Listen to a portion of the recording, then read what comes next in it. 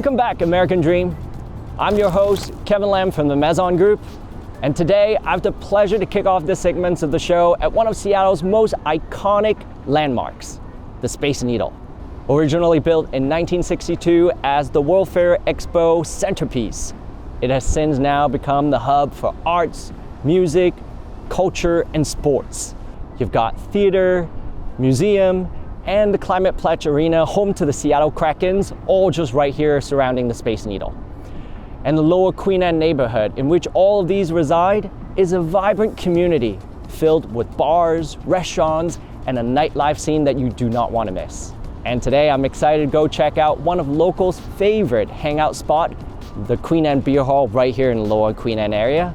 And after that, let's go take a look at a listing of mine with unbeatable views of the Space Needle. Well, let's go grab a drink, shall we?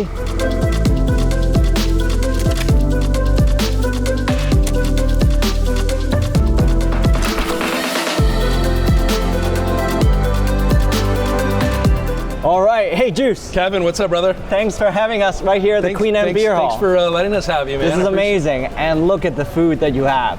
Well, I'm excited to try it in a bit. Awesome. But first of all, we want to ask you, how did this all got started, right? I think you're one of the co-owners for the Hall Group, Yep. with QueenAnne Beerhall being one of the several locations you have. Correct. Tell us more about the Hall Group. Yep, so I'm one of the original founders, myself and Gary Zaretti, another gentleman named Keith Hobart. The origin story, everyone asks, how did it all start? Well, you know, I'd like to say it started with a single smash, but the reality is, you know, it was during COVID and a lot of restaurants were closing down.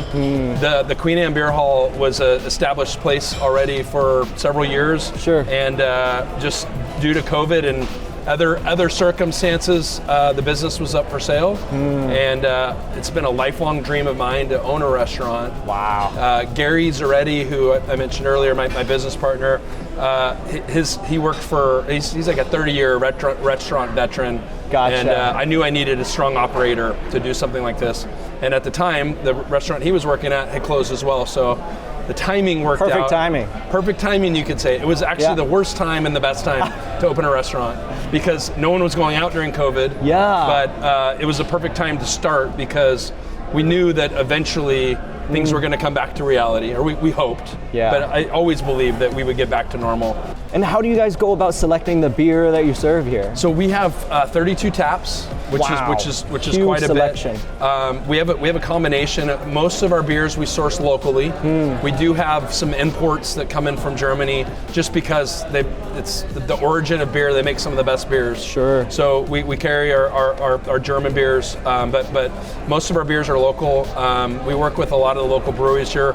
We do a lot of events with the brewers as well. Like we kind of like to keep that community close because we just love. It's a fun community. It's great people, and it's there's so much great beer that comes out of Seattle. Seattle is absolutely one of the best craft beer markets in the country. And this is a collaboration, right, with the local brewer? This is a very special beer. This is our Smash IPA. Yeah. This is, I think, our 4th or 5th iteration of it. We make it with Chainline. Chainline makes it for us, I should say.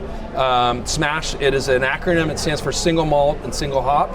So it's a very clean, very pure beer. It's a lower on the ABV scale. It's lower on the caloric scale. You can see it's a lot clearer. There's not a lot of stuff in there. It's very crushable, or smashable, I should say. And it's just a delicious beer. Delicious indeed. I can attest to that. Yeah. Well, I love that the Hall Group is about, you know, crafting memories with good food, good people, and community. You talk about getting involved in the community. Yeah. Tell me, what kind of community events do you host here? Or how do you guys get involved in the community?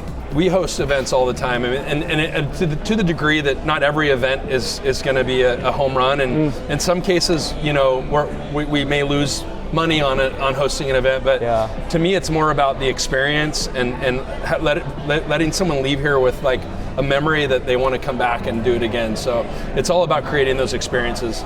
You know, we sat down as a leadership team and crafted our core values, and our number one core value we all agreed on was community.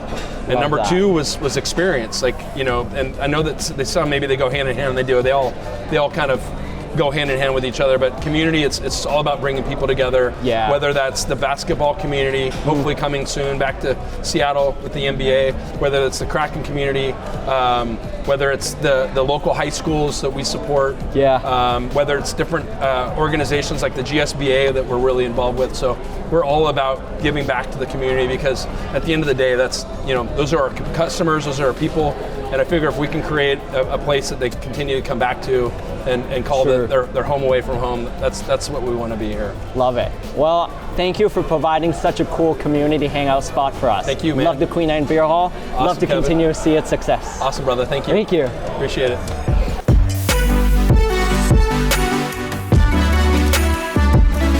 So this is not one of those multi-million-dollar mansions that you can only dream about. This listing of mine is of a 20-year-old townhome that's even doable for first-time home buyers. But with its impeccable location right here in Lower Queen Anne, walking distance to amenities, as well as with unobstructed views of the Space Needle from every corner of this house, it's truly one of a kind. Despite just being shy of 1,500 square foot, this home has the most functional layout. Take this main floor, for example. It's got an open concept living and dining space and a gorgeous chef's kitchen with a breakfast nook, and leading up to even this gigantic patio with amazing views right behind me. And that's it for today, folks. I'm your host, Kevin Lam, and see you again right here on another delicious adventure of American Dream.